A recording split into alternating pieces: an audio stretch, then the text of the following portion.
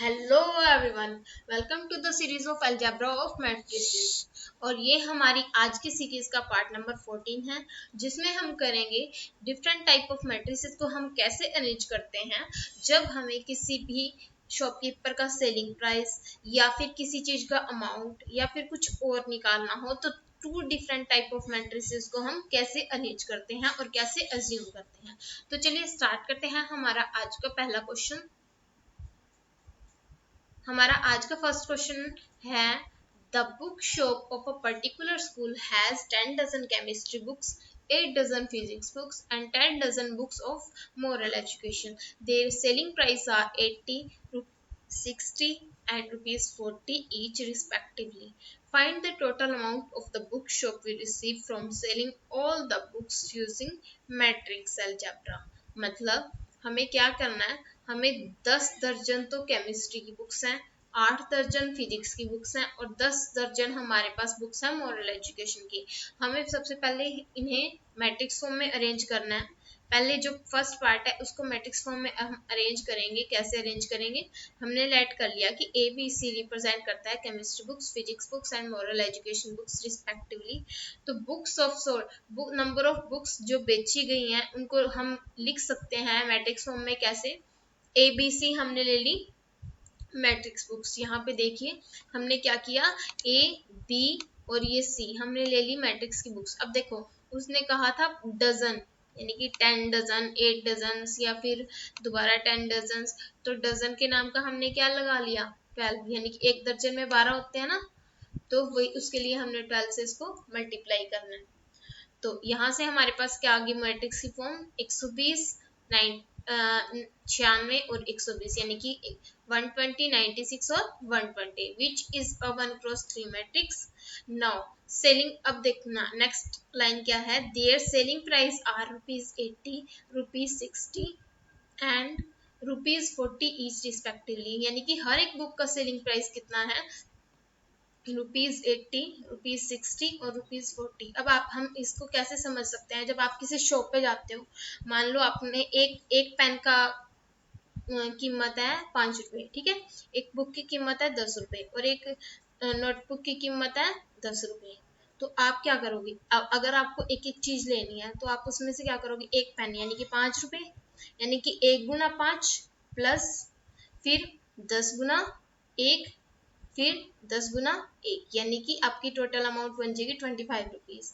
इसी तरह अगर आपको लेनी हो 5 पेन लेने हो आपको और 2 बुक्स लेनी हो और 2 ही नोटबुक्स लेनी हो, तो आप क्या करोगे, 5 पेन यानी कि 5 इंटू 5 प्लस फिर उसके बाद 2 बुक्स यानी कि 10 इंटू 2, फिर उसके बाद 2 ही नोटबुक्स यानी कि 10 इंटू 2, तो 20 प्लस 20 प्लस 25 कितने हो गए, 65। तो आपका टोटल अमाउंट आ जाएगा 65।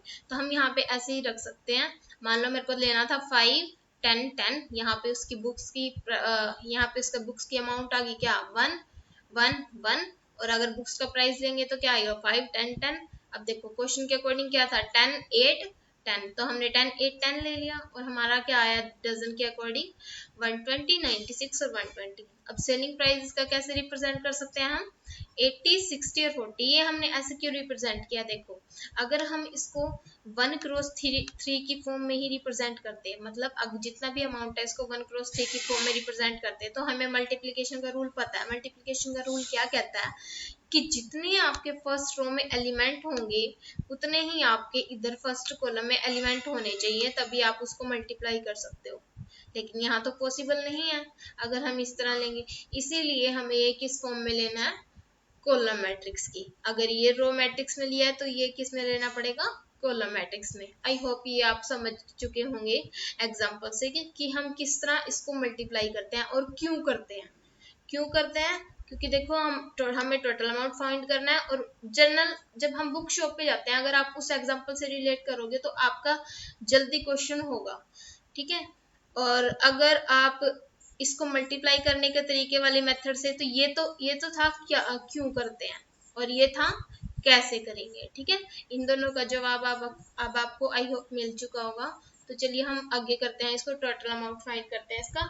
The total amount received by the bookshop from selling all the books is given by the product of two matrices. अब आपको समझ आ गया ये प्रोडक्ट क्यों किया हमने, प्रोडक्ट ऑफ टू मैट्रिसेस। देखो 120 बुक्स का प्राइस 80 है, ठीक है, यानी कि एक बुक का प्राइस 80 है, तो 120 का कितना होगा, ठीक है।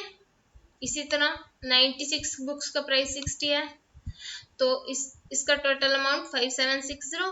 अगर एक बुक का प्राइस 40 है तो 120 बुक्स का, ठीक है। अब चलते हैं ये इसका टोटल अमाउंट आ गया।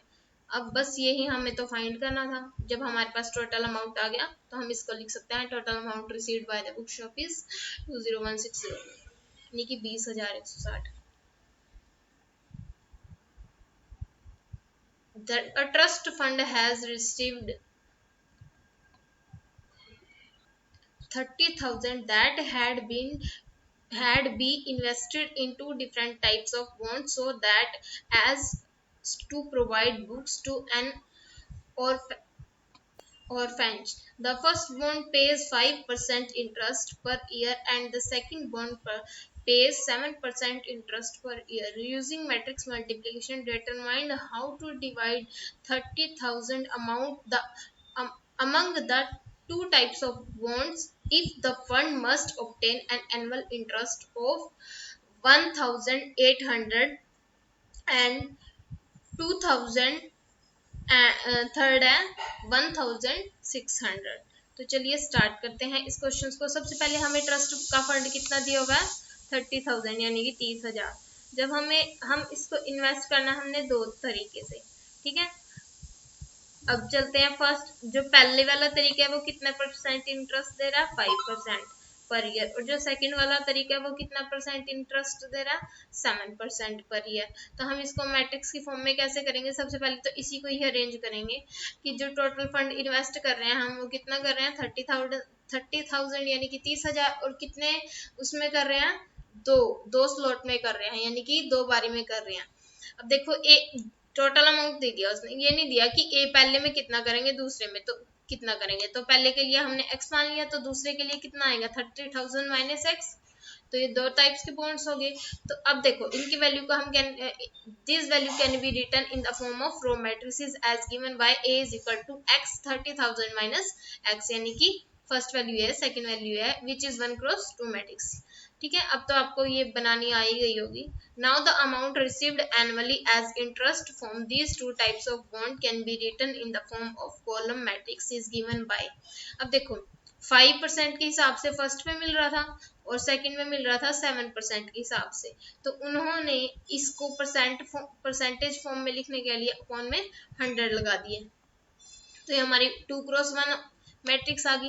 ये हम आपको पता चल गया होगा कि ये 2x1 में क्यों लिखी, क्योंकि अगर हम इसको 2x1 में ना लिखते तो ये इस वाली मैट्रिक्स से मल्टीप्लाई होना इसका पॉसिबल नहीं था। अब हमें निकालना क्या था कि वो उसका जो अमाउंट है वो किस तरह आएगा, मतलब किस हिसाब से हम उसका एनुअल इंटरेस्ट किस हिसाब से, कितने पैसों के हिसाब से हम उसको फाइंड कर सकते हैं। तो सबसे पहले हम जर्नल के लिए फाइंड करते हैं। जर्नल यानी कि जो हमें एक्स दिया था, हमें नहीं पता भी उसका कितना अमाउंट है, हम एक्स के अकॉर्डिंग कर रहे हैं कि फर्स्ट एक्स है और दूसरा 30,000 माइनस एक्स है। तो जब हम इसको मल्टीप्लाई करेंगे तो ये 5x अपॉन 100 आएगा और ये 2,10,000 एंड माइनस 7x अपॉन 100 आएगा और ये आ जाएगा 2,100 माइनस x अपॉन 50। तो ये हमारी जनरल टर्म आ गई। अब हमें फाइंड करना था कि एनुअल इंटरेस्ट रेट 1,800 पे कितना है, तो ये क्या करेंगे, हम टोटल अमाउंट कर लेंगे एनुअल इंटरेस्ट, ये हमारी टोटल अमाउंट का मतलब टोटल अमाउंट के अकॉर्डिंग ये हमारा एनुअल इंटरेस्ट है, तो हम उसको उससे कंपेयर करेंगे। जब हम इसको टोटल अमाउंट को एनुअल इंटरेस्ट के अकॉर्डिंग कंपेयर करेंगे तो हमारा क्या आएगा, देखते हैं। जब हमने इसको सॉल्व किया तो हमारा आया x upon 50 is equal to 300 और जब ये 50 उधर जाएगा तो कितना बनेगा, 15,000। The required amount to be invested in the two types of bonds are 15 1000 each. देखो 15,000 प्लस 15,000 कितना हो गया 30,000।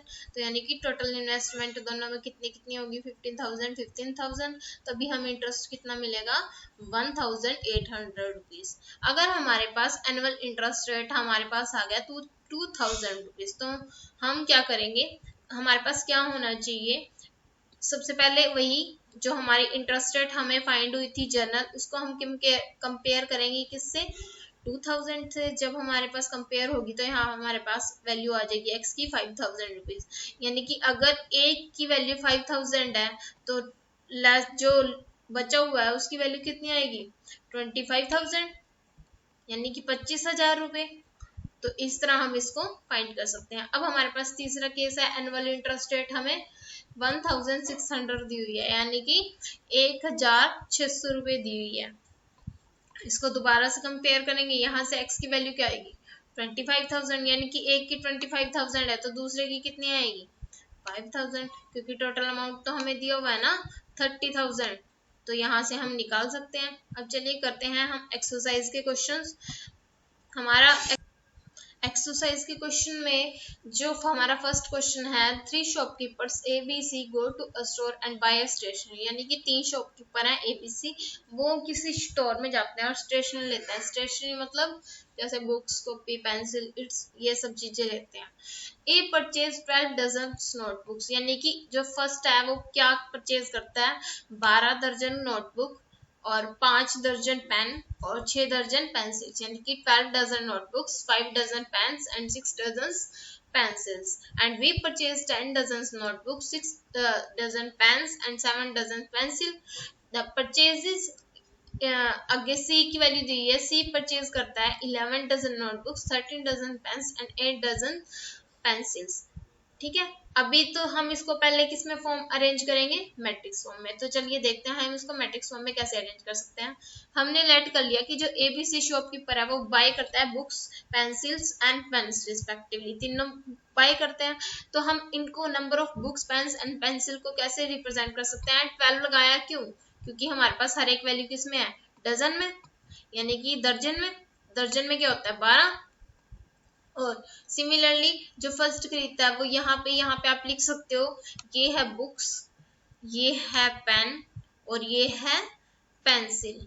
ठीक है, तो बुक्स कितनी खरीदता है ए, ये ए की वैल्यू, ये बी की और ये सी की।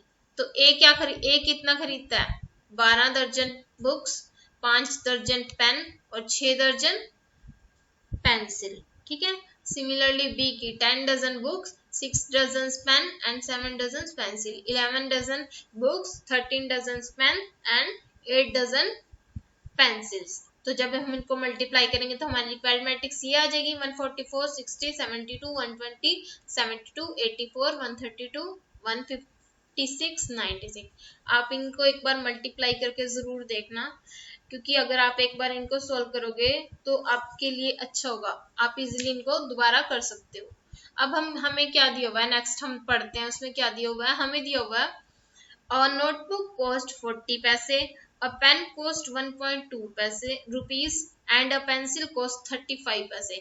यानी कि दो की तो कॉस्ट दे रखी है पैसे में और एक की दे रखी है रुपीस में। तो जो लास्ट लिस्ट हमारे पास बची है हम उसको भी किस में कन्वर्ट कर लेंगे पैसे में। तो मैंने लिखा हुआ है now the selling price stationery में B represent in the matrix form. कैसे रिप्रेजेंट कर सकते हैं 40 पैसे 1.25 रुपीज 35 पैसे। तो इसको जब हम रुपीज में पैसे में कन्वर्ट किया हमने सबको, इसको 40 आया पैसे, इसका 125 पैसे और ये 35 पैसे।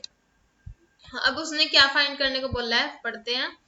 Use the matrix multiplication to calculate each individual bill, मतलब हर एक, यानी कि पर्सन ए पर्सन बी और पर्सन सी का हमें बिल निकालना है। तो हमने वही किया, जो शॉपकीपर ने अमाउंट रिसीव हुआ है, बिल वही होगा ना जो शॉपकीपर को अमाउंट रिसीव होएगा। तो total amount received by the shopkeeper through A B and C. तो पहले ही मैंने पैसे में निकाला क्योंकि मैंने जो उसकी कॉस्ट रखी है वो भी पैसे में रखी है। तो जब हम इनको मल्टीप्लाई करेंगे तो हमारा क्या आएगा, मैं डायरेक्ट देखती हूँ, आई होप आपको मल्टीप्लिकेशन करनी आती होगी। एक बार दोबारा रिवाइज कर लेते हैं। हम क्या करते हैं, first row first column first row second column, second row first column, और फिर थर्ड रो फर्स्ट कॉलम। ये हमारे पास मल्टीप्लिकेशन करके आएगा। जब हम इसको सोल्व करते हैं तो हमारे पास क्या आएगा, 5760, 7500 एंड 2520, 4800। ये आप कैलकुलेशन कर लेना दोबारा, क्योंकि अगर इस तरह एडिशन ही रहेगी है सिर्फ इसमें करनी। जब आप इसके एडिशन करोगे कि तो क्या आएगा, 15,780, यानी कि ये मिलेगा उसको अमाउंट ए से। 16,740 ये मिली अमाउंट उसको बी से। 28,140 ये मिली उसको अमाउंट सी से। यानी कि तीनों पर्सन से उसे इतनी इतनी अमाउंट मिली है। और ये सारी अमाउंट किस में है, ये सारी अमाउंट है पैसे में। जब हम इसको रुपीज में कन्वर्ट करेंगे तो बाय 100 लगा देंगे तो हमारे पास अमाउंट आ जाएगी 157.80 रुपीज, और बी की आ जाएगी 167.4 एंड इसी तरह हमारे पास की वैल्यू आ जाएगी, इसी तरह हमारे पास 281.40 रुपीज। तो ये हमारा फर्स्ट क्वेश्चन हो गया। अब हम सेकंड क्वेश्चन देखते हैं। There are 3 families, family A consist 2 man 3 women and 1 child. यानी कि ए में इतने मैन है, 2 मैन है, 3 वुमेन और 1 चाइल्ड है। फैमिली बी में 2 मैन है, 1 वुमेन एंड 3 चिल्ड्रन है। फैमिली सी में 4 मैन है, 2 वुमेन एंड 6 चिल्ड्रन है। तो हमें डेली इनकम बताने है किसकी, डेली इनकम गिवन है किसकी, मैन की, वुमेन की एंड चाइल्ड की। तो मैन की कितनी है 200, वुमेन की कितनी है 155 और चिल्ड्रन की कोई इनकम नहीं है। तो हमें यूजिंग मैट्रिक मल्टीप्लिकेशन कैलकुलेट करनी है daily income of each family, यानी कि फैमिली की टोटल इनकम हमें फाइंड करनी है। तो स्टार्ट करते हैं। सबसे पहले हम एबीसी के अकॉर्डिंग मैन वुमेन एंड उसको एडजस्ट करेंगे। तो members of family ABC can be written in the form of matrix. देखिए पिछली जो मैट्रिक्स थी उसमें मैंने मेंशन नहीं किया था, लेकिन इसमें मैंने मेंशन किया है कि यहाँ पे मैंने ए फैमिली लिखी है, ये बी फैमिली लिखी है, सी, और यहाँ पे ए के मैन, ये बी, ये मैन, ये वुमेन और ये चाइल्ड। तो फर्स्ट में मैन कितने थे 3 1 2 1 3 और 4 2 6। ये वेरी कर सकता है, आप अपने अकॉर्डिंग क्वेश्चन में देख लेना, क्योंकि मैंने अलग अलग मैथ से डाटा उठाया। Daily income of man and women childs are in the form of matrix. मतलब मैट्रिक्स में हम इनकी फॉर्म को कैसे लिख सकते हैं, मैन की को लिख सकते हैं 200 155, यानी कि हम यहाँ पे कौन सी मैट्रिक्स है 3x1। 3x1 का मतलब 1 कॉलम किस में होता है, कॉलम मैट्रिक्स में। तो ये कौन सी मैट्रिक्स है, कॉलम। यहाँ से हम daily income of each family निकाल सकते हैं, कैसे, बाय मैट्रिक्स मल्टीप्लिकेशन। जब हम इनको मल्टीप्लाई करेंगे, देखो मैंने फर्स्ट वाली मैट्रिक्स को x मान लिया था और जो सेकंड वाली मैट्रिक्स थी उसको y मान लिया था। तो जब हम इनकी मल्टीप्लाई कर देंगे तो उसको लिख सकते हैं हम xy। और इसको रिप्रेजेंट करने का तरीका, आप इनको ना ध्यान से देखिए कि इनको मैंने कैसे रिप्रेजेंट किया हुआ है। अगर आप ये तरीका बिल्कुल स्टेप बाय स्टेप करते हैं ना, तो आपका एग्जामिनर का ध्यान आपके क्वेश्चन की तरफ अट्रैक्ट होगा और शायद वो ज्यादा मार्क्स भी दे सकता है। तो आप इनको ध्यान से करना, ठीक है। और ये अच्छे क्वेश्चन है, अगर पेपर में ये 4 नंबर में भी आ सकते हैं और साथ में ये 6 नंबर, वैसे 6 नंबर में अब आपके क्वेश्चंस बहुत कम आने हो गए हैं, क्योंकि जो ये 2021 का मैथ है उसमें सिर्फ ये 2 ही क्वेश्चन दिए हुए हैं। इससे पहले काफी क्वेश्चन दिए हुए थे, लेकिन अब की बार इसमें क्वेश्चन बहुत कम हो गया। लेकिन आपको आने चाहिए इस टाइप के क्वेश्चंस भी। तो हमने क्या किया, मैट्रिक्स मल्टीप्लिकेशन की, 3 ये मल्टीप्लाई करने के बाद हमारा रिजल्ट क्या आया, 600 plus 465 plus 0, 400 plus 155 plus 0, 800 plus 310 plus 0। तो हमारा टोटल रिजल्ट क्या आया 1065 555 एंड 1110। तो ये हमारी टोटल अमाउंट है। ये किस फैमिली के, ये फैमिली ए की लिखा भी हुआ मैंने, ये फैमिली ए का अमाउंट, ये फैमिली बी का अमाउंट और ये फैमिली सी का अमाउंट। तो आज के लिए बस इतना ही। हम कल करेंगे ट्रांसपोज ऑफ मैट्रिक्स। तो आई होप ये आपको समझ आया होगा। Thank you.